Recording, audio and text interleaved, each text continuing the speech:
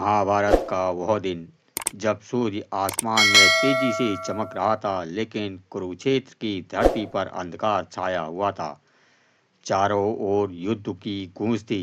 रथों की गर्जन, तलवारों की टकरार और योद्धाओं की हुंकार। लेकिन इन सबके बीच एक कहानी जन्म लेने वाली थी। एक ऐसी कहानी जो वीरता, अधूरी शिक्षा और भाग्य के क्रूर खेल को हमेशा के लिए अमर कर देगी। यह कहानी है अभिमन्यु की। अभिमन्यु कोई साधारण बालक नहीं था। वह अर्जुन का और सुभद्रा का पुत्र था। वीरता उसके खून में थी। कहते हैं जब वह अपनी मां सुभद्रा के गर्भ में था, तब अर्जुन उसे युद्ध की कला सिखाया करते थे। एक रात अर्जुन सुभद्रा को चक्रव्यूह भेदने की शिक्षा दे रहा था। कैसे इस जटिल व्यूह में प्रवेश किया जाता है, कैसे उसके परत दर परत घेरे को तोड़ा जाता है। गर्भ में पल रहा अभिमन्यु यह सब ध्यान से सुन रहा था। उसकी चेतना जागृत थी। वह हर शब्द को आत्मसात कर रहा था। लेकिन तभी सुभद्रा को नींद आ गई और अर्जुन ने अपनी बात अधूरी छोड़ दी। अभिमन्यु ने चक्रव्यूह में प्रवेश करना तो सीख लिया, लेकिन उससे बाहर निकलने का तरीका कभी नहीं सुन पाया। यह अधूरी शिक्षा आगे चलकर उसकी नियति बन गई। महाभारत का युद्ध अपने चरम पर था। कौरवों के सेनापति द्रोणाचार्य ने उस दिन एक भयानक योजना बनाई, चक्रव्यूह। यह एक ऐसा सैन्य गठन था जिसे तोड़ना लगभग असंभव माना जाता था। इसमें प्रवेश करना ही कठिन था और बाहर निकलना उससे भी ज़्यादा असंभव। उस दिन अर्जुन और श्री कृष्ण को चालाकी से युद्ध भूमि से दूर भेज दिया गया था। पांडव सेना में कोई भी ऐसा योद्धा नहीं था जो चक्रव्यूह को भेज सके। सभी चिंतित थे। तभी आगे बढ़ा एक युवा योद्धा, अभिमन्यु। अभिमन्यु ने कहा, मुझे चक्रव्यूह तोड़ना आता है, मैं इसमें प्रवेश कर सकता हूँ। युधिष्ठिर ने चिंतित होकर पूछा, लेकिन क्या तुम इससे बाहर भी निकल सकते हो? अभिमन्यु कुछ पल के लिए चुप रहा, फिर बोला, नहीं, मुझे बाहर निकलने का तरीका नहीं पता, लेकिन यदि आप सब मेरे पीछे पीछे आएंगे तो हम इसे जीत सकते हैं।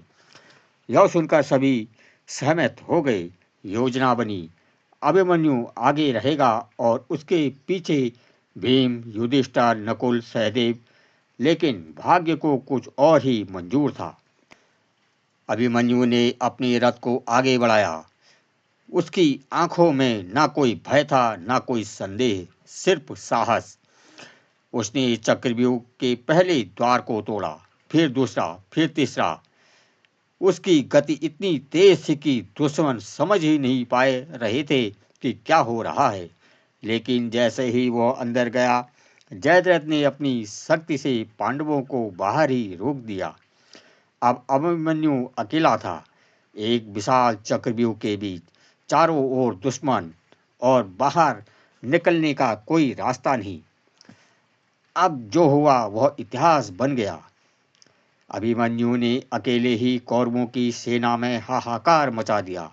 उसने एक एक करके महारथियों को चुनौती दी। द्रोणाचार्य, कर्ण, कृपाचार्य, अश्वत्थामा, दुर्योधन सभी एक साथ उस पर टूट पड़े।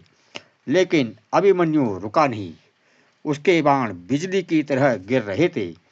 उसका रथ युद्ध भूमि में आग की तरह दौड़ रहा था।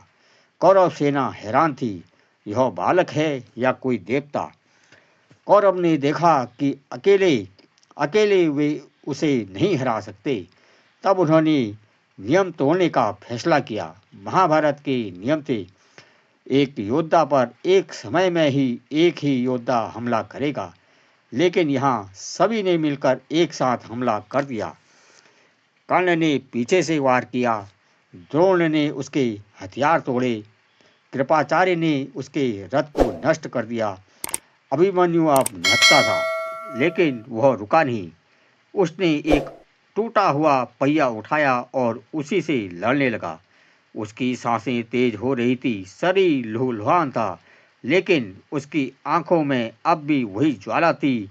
आखिरकार दुश्मनों ने मिलकर उस वीर बालक को घेर लिया और अधर्मपूर्वक उसका वध कर दिया। अभिमन्यु की मृत्यु सिर्फ एक योद्धा की हार नहीं थी, यह अधूरी शिक्षा का परिणाम था। अगर उसने चक्रव्यूह से निकलना सीखा होता तो शायद इतिहास कुछ और होता।